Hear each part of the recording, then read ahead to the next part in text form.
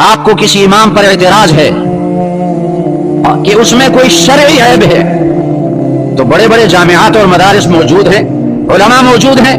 Binori town में आप चले जाएं, दारुल उलूम में आप चले जाएं, उलमा के सामने बात रखें कि फला इमाम के अंदर ये शरई ऐब है, क्या इसके पीछे नमाज होती है या नहीं होती। अगर उन्होंने फतवा दिया कि इसके पीछे नमाज नहीं होती, फिर आप उसको माजूल करके दूसरा इमाम रख दें। लेकिन खामखा की बातें बनाना, इसका नतीजा जिल्लत और रुसवाई पर पहुंचेगा।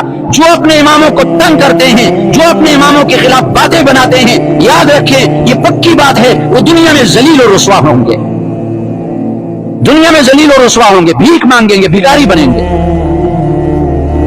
अब ये एतराज कि इमाम साहब को नमाज से 5 मिनट पहले आना चाहिए, तुम देर से क्यों आए, तुमने 5 मिनट पहले आना चाहिए, इस तरह की बातें इमाम के खिलाफ बनाते हैं। फला इमाम साहब की आवाज अच्छी नहीं है, भाई कुरान तो सही पढ़ता है, तुम्हें आवाज से क्या फिक्र।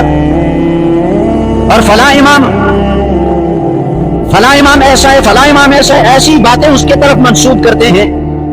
मैंने खुद सुनी है कि इमाम साहब मस्जिद में जो दाखिल होते हैं तो अपने जूते झाड़ते नहीं है, झाड़ते नहीं है।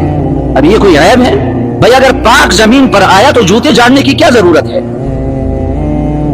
तो चूंकि मैं मजबूर हुआ हूं और मैंने इस मेट्रोविल के 4 मस्जिदों के इमामों के हालात सुने, उन्होंने खुद बताए मामूली बानों पर कमेटी वाले उनको तंग करते हैं, मुक्तदी उनके खिलाफ बातें बनाते हैं, तो इनका अंजाम बिल्कुल ऐसे ही होगा जैसे साद इब्न अबी वक्कास रज़ी अल्लाह अन्हु पर इल्जाम लगाने वाले वो जलील हुए, वो रुसवा हुए।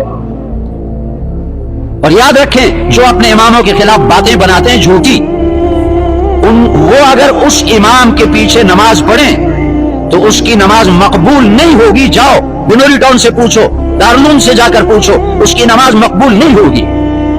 बात जिद्दी किस्म के मुक्तदी होते हैं और वो कहते हैं हम अपने इमाम के खिलाफ बातें भी करेंगे, नमाज भी पढ़ेंगे इसके पीछे। कौन है जो हमें नमाज से रोकता है।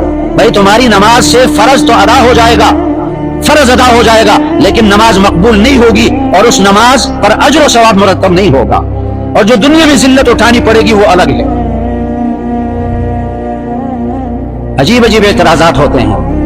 मैं भी एक मस्जिद में इमाम था, इस मस्जिद से पहले, तो कमेटी वाला बेचारा उसको खरकार कहते थे, उसने एतराज किया।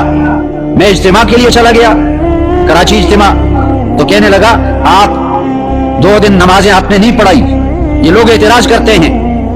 मैंने कहा ठीक है, अपनी मस्जिद संभालो। एक और मस्जिद में गया और वहां उलमा का जोर था, मक्की मस्जिद में उलमा को जमा किया था। मैं मक्की मस्जिद में चला